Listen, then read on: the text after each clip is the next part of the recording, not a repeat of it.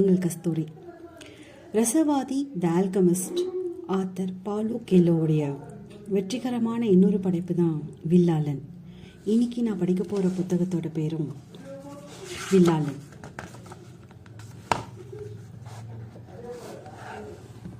ஒரு செயல்பாடு இல்லாத ஒரு பிரார்த்தனை ஒரு நான் இல்லாத ஒரு அம்பை போன்றது. ஒரு பிரார்த்தனை இல்லாத ஒரு செயல்பாடு ஒரு அம்பு இல்லாத ஒரு நாணை போன்றது.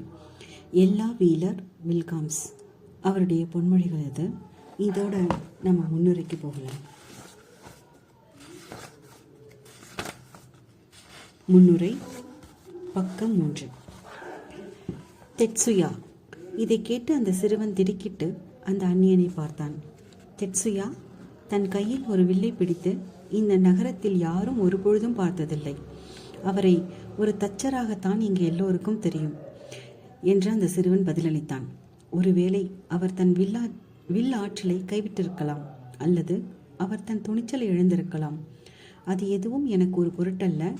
ஆனால் அவர் தன் கலையை கைவிட்டிருந்தால் இந்த நாட்டின் தலை சிறந்த வில்லாளன் அவர்தான் என்று அவர் கருதக்கூடாது என்று வலியுறுத்திய அந்த அந்நியன், அதனால்தான் அவருக்கு சவால் விடுவதற்காக நான் பல நாட்களாக பயணம் செய்து இங்கே வந்திருக்கிறேன்.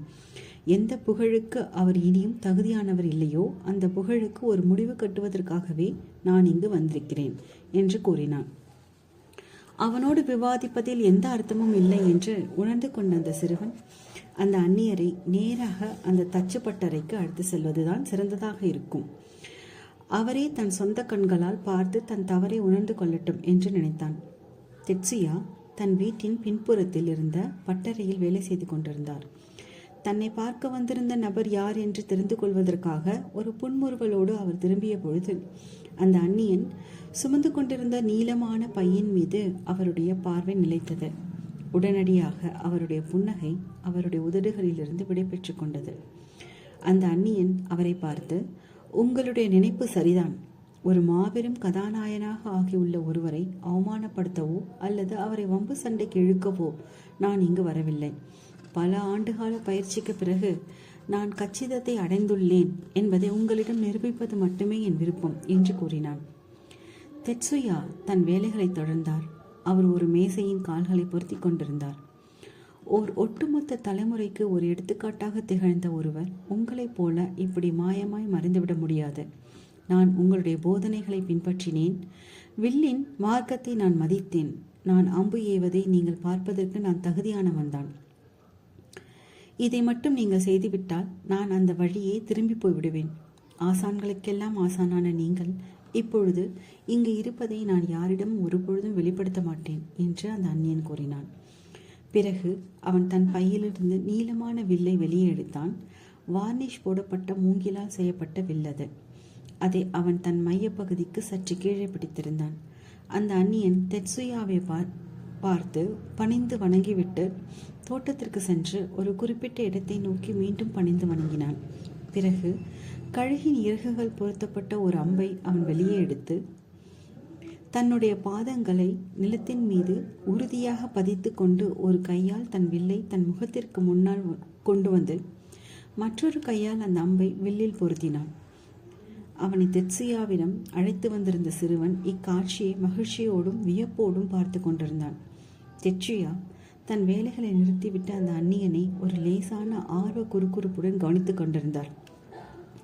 அவன் அந்த அம்பை நாணில் தொடுத்து தன்னுடைய வில்லை லேசாக உயர்த்தி தன் மார்பின் நடுப்பகுதிக்கு நேராக பிடித்தான். பிறகு அவன் அதை தன் தலைக்கு மேலே உயர்த்தி மெதுவாக தன் கைகளை கீழே கொண்டு வந்தபடி தன் வில்லின் நாணை பின்னுக்கு இழுத்தான். இப்பொழுது அவனுடைய அம்பு அவனுடைய முகத்தையொட்டி அதற்கு இணையான நிலையில் இருந்தது. வில்லின் நான் முழுமையாக பின்னுக்கு இழுக்கப்பட்டிருந்தது. அந்த வில்லாளன் சிறிதும் அசையாமல் நின்றான். அவனுடைய வில்லும் அசையாமல் உறுதியாக நிலை கொண்டிருந்தது. நேரம் அப்படியே உறைந்து விட்டிருந்தது போல தோன்றியது. அம்பு எந்த இடத்தில் குறிபார்த்து கொண்டிருந்ததோ அந்த இடத்தை அந்த சிறுவன் பார்த்து கொண்டிருந்தான். ஆனால் அவனால் அங்கு எதையும் காண முடியவில்லை. திடீரென அந்த அந்நியன் தன் நாணை விடுவித்தான். நாணை பிடித்திருந்த கை பின்னால் சென்றது. மறு கையிலிருந்து வில் அழகாக வளைந்தது. வில்லிலிருந்து புறப்பட்ட அம்பு மாயமாய் மறைந்து பிறகு தொலைவில் மீண்டும் தோன்றியது. போய் அதை எடுத்து வா என்று தெட்சுயா அந்த சிறுவனை பார்த்து கூறினார். அவன் போய் அந்த அம்பை எடுத்து வந்தான்.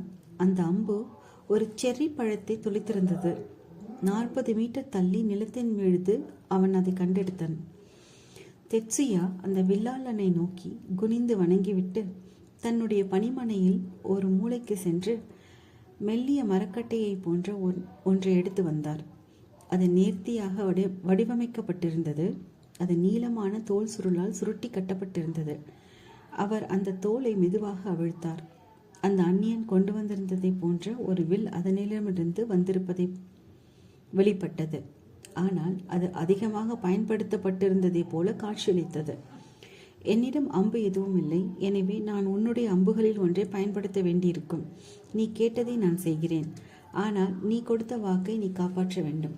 நான் வாழ்கின்ற இந்த கிராமத்தின் பெயரை நீ எவரிடமும் வெளிப்படுத்தக்கூடாது.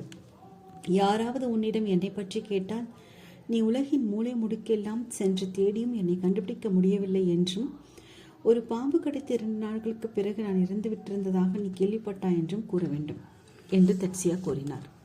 தன் தலையை ஆட்டி அதுக்கு சம்மதம் தெரிவித்த அந்த அந்நியன்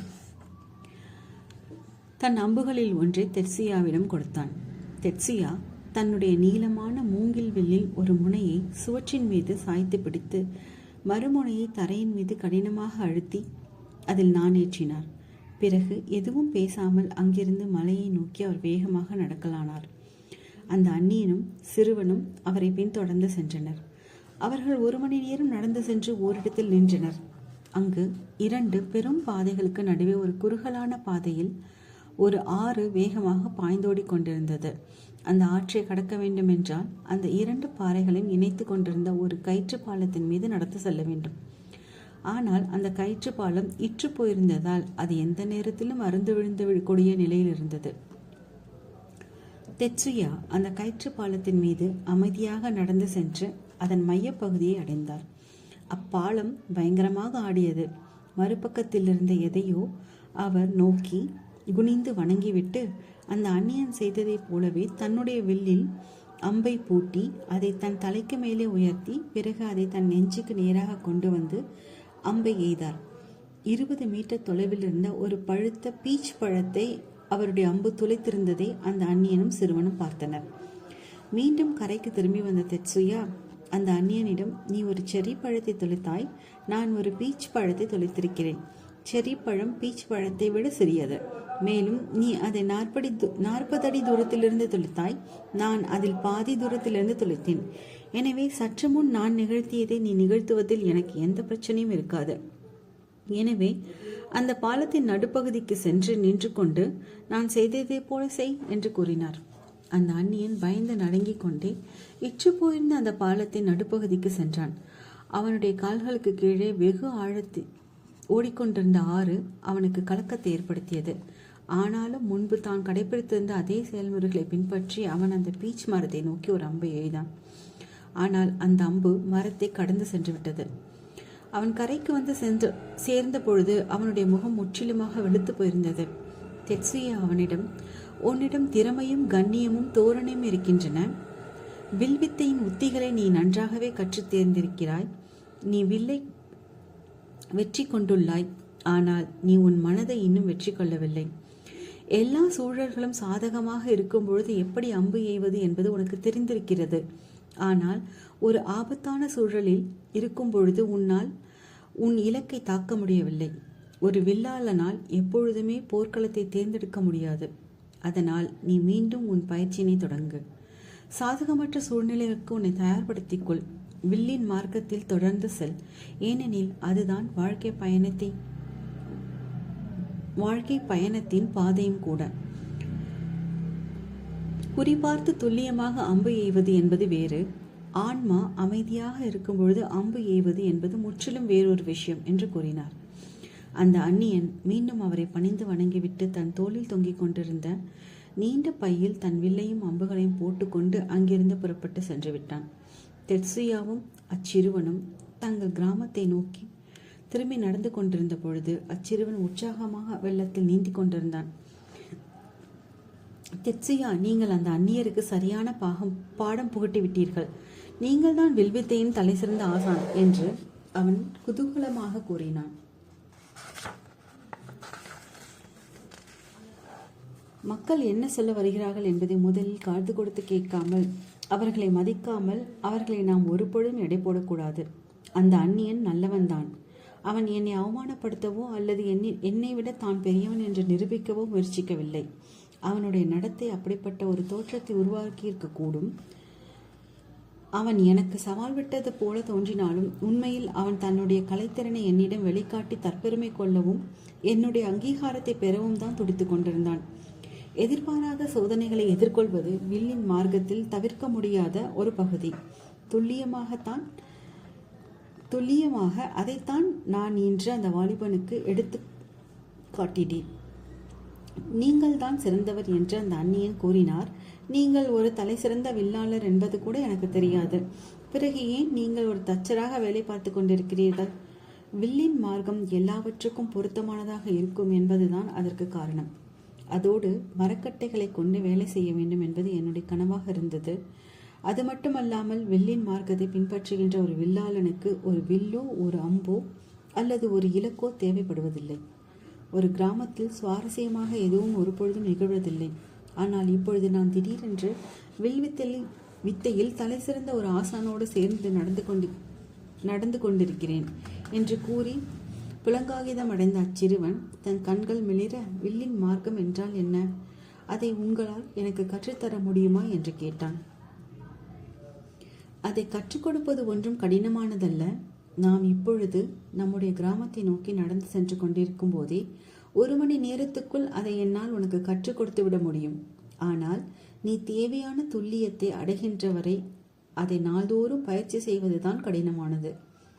தனக்கு கற்றுக் கொடுப்பதற்கு தெட்சியா சம்மதம் தெரிவிக்க வேண்டும் என்ற அந்த சிறுவன் கண்கள் கெஞ்சியது போல தோன்றின. தெட்சியா அடுத்து 15 நிமிடங்களுக்கு மௌனமாக நடந்தார்.